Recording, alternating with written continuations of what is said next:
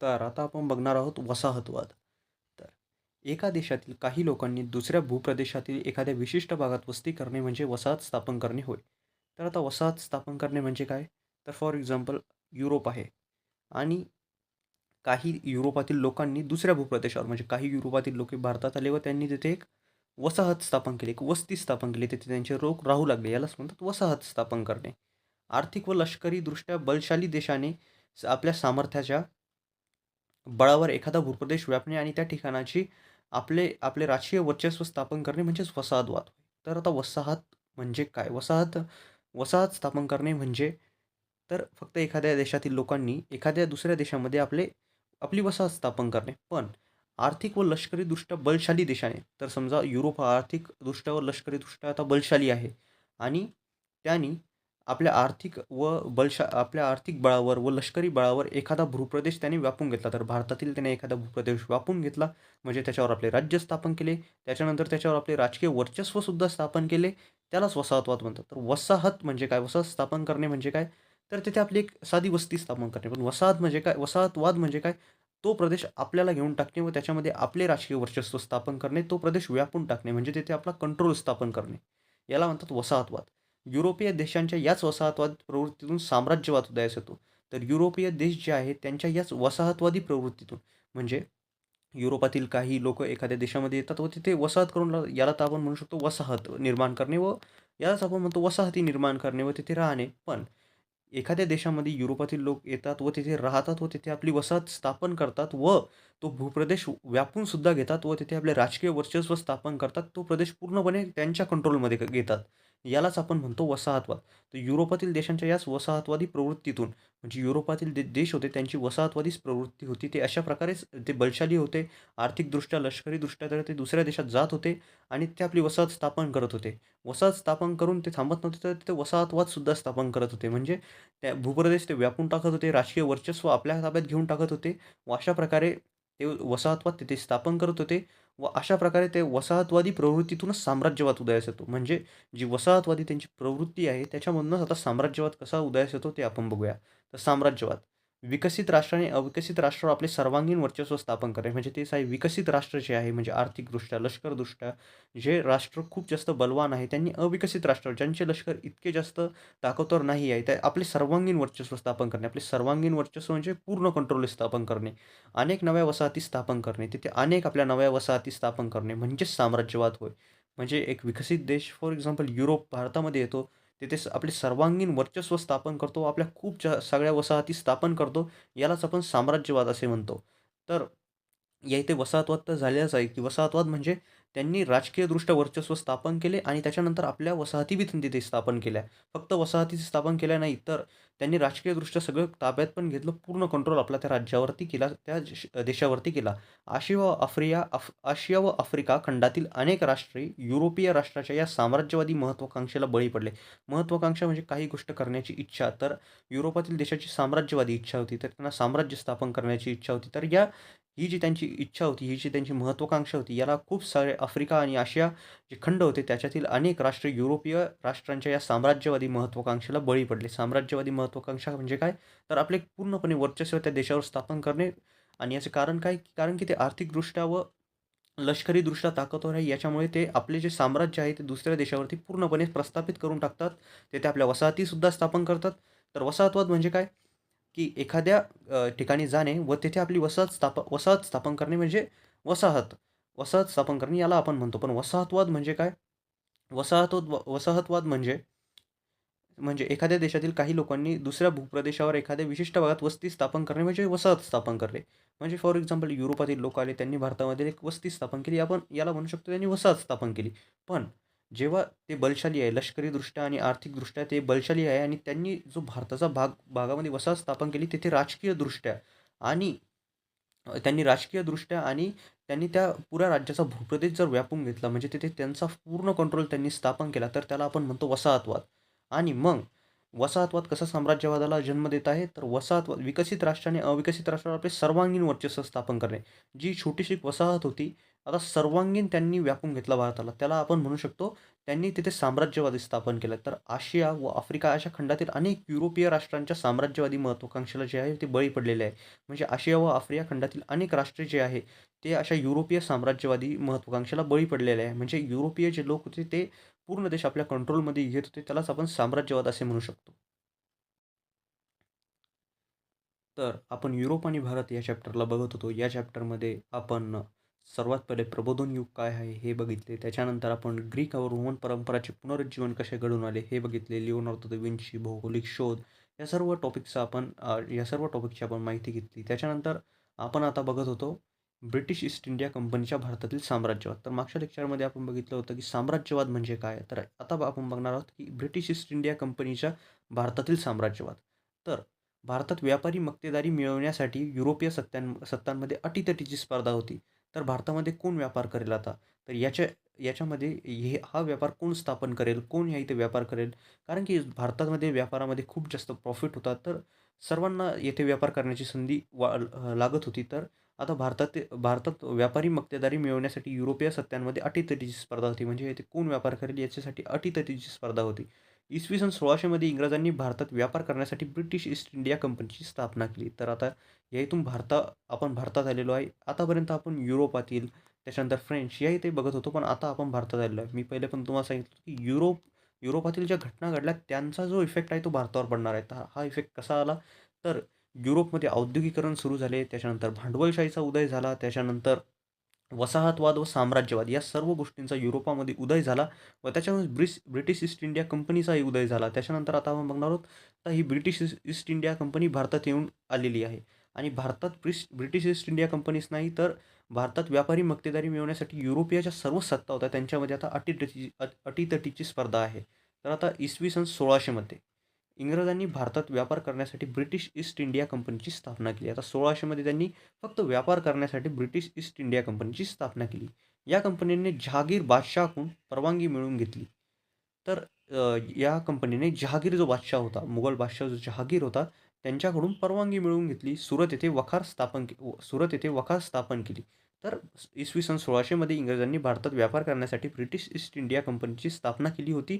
या कंपनीने जहांगीर बादशाहकडून परवानगी मिळवून सुरत येथे वखार स्थापन केली. तर ही कंपनी आहे ती स्थापन झाली. या कंपनीमार्फत भारताचा इंग्लंडशी व्यापार चालत असे. तर तर पहिले ही कंपनी फक्त इंग्लंडचा व्यापार जो होता तो भारतात चालवण्यासाठी ही कंपनी स्थापन केली गेलेली होती. तर भारताचा जो व्यापार होता इंग्लंडशी तो चालत होता या कंपनीच्या द्वारे. तर आता आपण बघणार आहोत इंग्रज व फ्रेंच.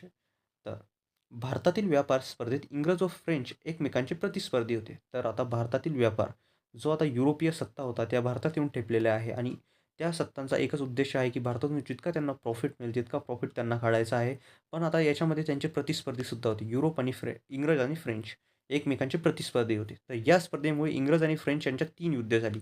तर आता ही प्रतिस्पर्धा होती, पण जेव्हा प्रतिस्पर्धा थोडी जास्त वरती चालल्या जाते, तेव्हा तिथे युद्ध होतात. तर आता 3 युद्धे तिथे झाली. ती युद्धे कर्नाटक युद्धे म्हणून ओळखली जातात. आता ही युद्धे का बरं झाली? याचे जे कारण आहे ते खूप मोठे-मोठे आहे. पण आपल्याला एवढंच लक्षात ठेवायचं आहे, की इंग्रज आणि फ्रेंच जी होती त्यांच्यामध्ये 3 युद्ध झाली. आता आपण जर याच्यामध्ये केलं होतं इंग्रज आणि फ्रेंचच्या त्या 3 युद्धे का बरं झाली? तर ऑस्ट्रिया, मारिया थेरेसा यांच्याबाबत आपल्याला माहिती घ्यावी लागेल. पण आपल्याला फक्त एवढे बघायचं आहे, की इंग्रज आणि फ्रेंच याच्यात 3 युद्धे झाली.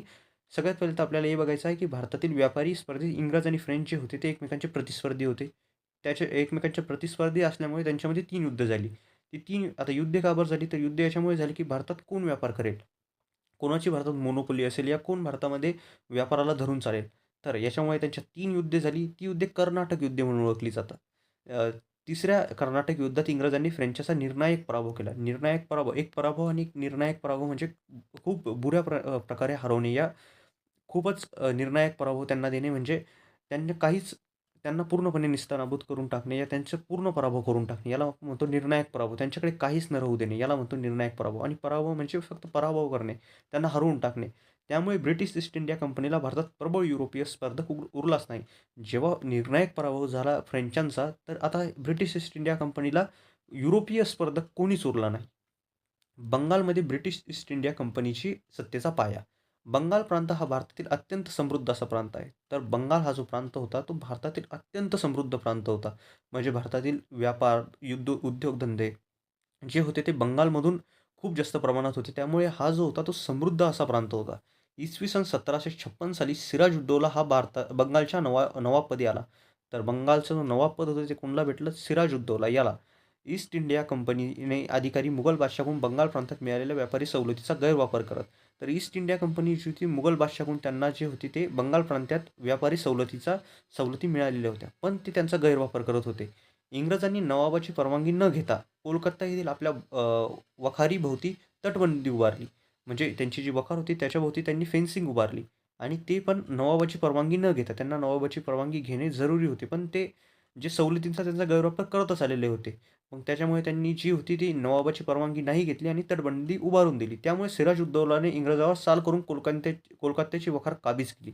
पण सिराजुद्दौलाला याच्यामुळे राग आला व त्याने इंग्रजावर चाल केली म्हणजे इंग्रजांची ती जागा आपल्या ताब्यात घेऊन टाकली. या घटनेने इंग्रजांमध्ये असंतोष निर्माण झाला. ही जी घटना होती त्यामुळे इंग्रजांमध्ये असंतोष निर्माण झाला, की असे कसं काय होऊ शकते? रॉबर्ट क्लाईव्हने त्याने मुत्सद्देगिरीने नवाबाचा सेनापती मीर जाफर यास नवाब पदाचे आमिष दाखवून आपल्या बाजूने वळवले. तर आता या इथे धोका झालेला आहे. म्हणजे सिराजुद्दौला जो नवाब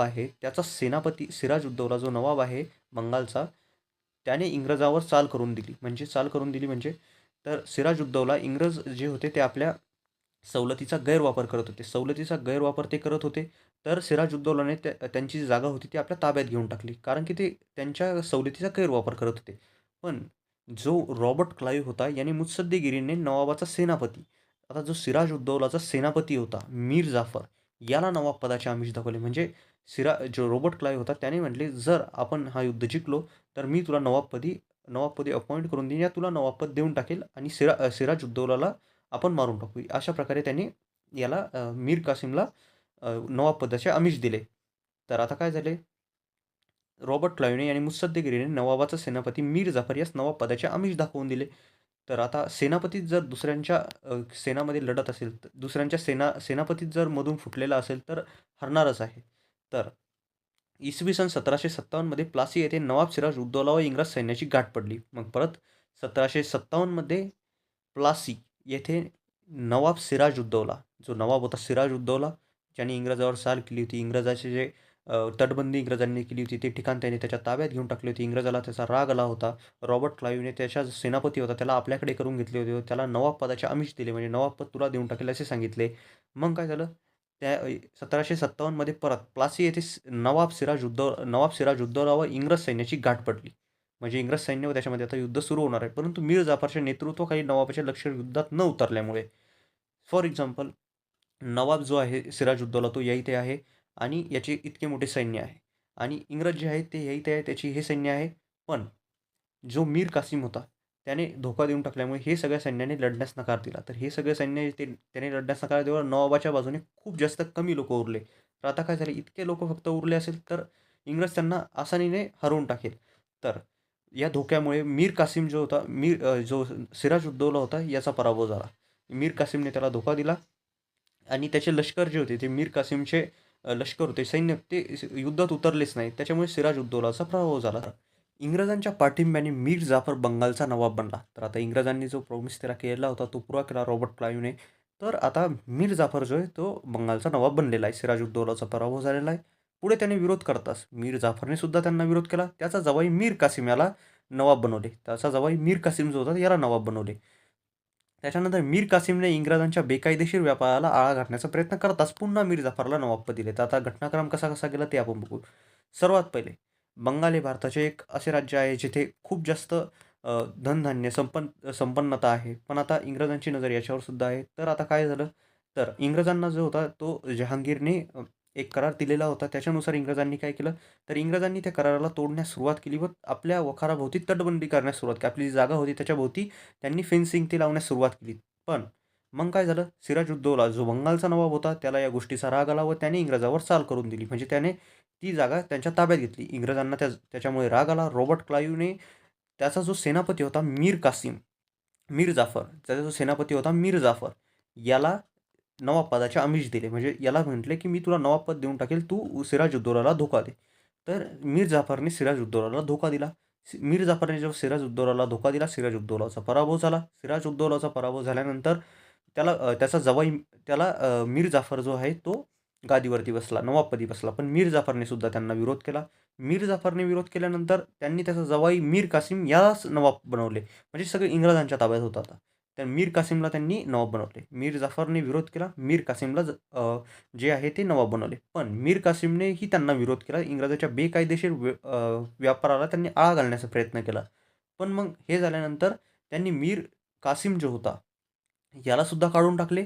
जो मीर जाफरचा जावई होता आणि परत मीर जाफर जो होता त्यालाच नवाबपदी बसवून दिले.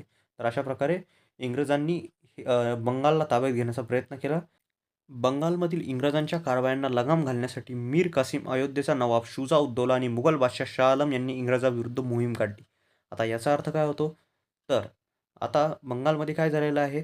सिराज उद्दौलाचा पराभव, त्याच्यानंतर मीर जाफर नवाब, त्याच्यानंतर मीर जाफरने विरोध केला तर मीर कासिम नवाब, मीर कासिमने विरोध केल्यावर परत मीर जाफर नवाब बनला. पण जो मीर कासिम होता, याला इंग्रजांच्या व्यापाराची जो बेकायदेशीर व्यापार होता त्याला आळा घालणंच होता. तर त्याने काय केलं, इंग्रजांच्या कारवायांना लगाम घालण्यासाठी आता मीर कासिम जो होता, त्याने अयोध्येचा नवाब शुजा उद्दौला, अयोध्येचा एक नवाब होता त्याचं नाव होतं शुजा उद्दौला, आणि मुघल बादशाह जो होता त्याचं नाव होतं शाह आलम, यांनी इंग्रजाविरुद्ध एकत्र मोहीम काढली. यांनी इंग्रजाविरुद्ध एकत्र युद्ध पुकारण्याची स्ट्रॅटेजी बनवण्यास सुरुवात केली. इसवी सन 1764 बिहार येथील बक्सर येथे युद्ध झाले. बॅटल ऑफ बक्सर म्हणून सण याला ओळखतात. तर इसवी सन 1764 बिहार येथील बक्सर येथे युद्ध झाले. त्यात इंग्रजांचा विजय झाला. तर इंग्रजांनी या तिघांनाही इंग्रजांनी जे आहे त्या तिघांवरही विजय मिळवला. म्हणजे जो मीर कासिम होता, त्याच्यानंतर अयोध्याचा नवाब शुजा मुघल बादशाह शाह आलम यांना इंग्रजांनी, हे जे तिघं होते यांचा पराभव इंग्रजांनी करून टाकला. या लढाईनंतर अलाहाबादच्या तहानुसार, या लढाईनंतर काय झाला तर तह झाला या लढाईनंतर. तह म्हणजे एक सीज फायर असतं. याचा अर्थ तह होतो बंगालच्या सुब्यात दिवाणी, म्हणजे महसूल गोळा करण्याचा अधिकार ब्रिटिश ईस्ट इंडिया कंपनीला मिळाला. बंगालच्या सुब्यात दिवाणी म्हणजे बंगालचा जे टॅक्स आहे ते गोळा करण्याचा अधिकार आता ब्रिटिश ईस्ट इंडियाला मिळालेला आहे. अशा प्रकारे भारतातील इंग्रजी सत्तेचा पाया बंगालमध्ये घातला गेला. तर अशा प्रकारे इंग्रजांनी जे बंगालला ताब्यात घेण्याचा प्रयत्न केला व त्यांनी त्याला घेऊन पण टाकले. कारण की महसूल त्यांच्याच हातात गेल्यामुळे बंगालला जे धनधान्य, जे संपन्नता बंगालची होती ती सगळी आता ब्रिटिश ईस्ट इंडिया कंपनीच्या ताब्यात गेलेली आहे.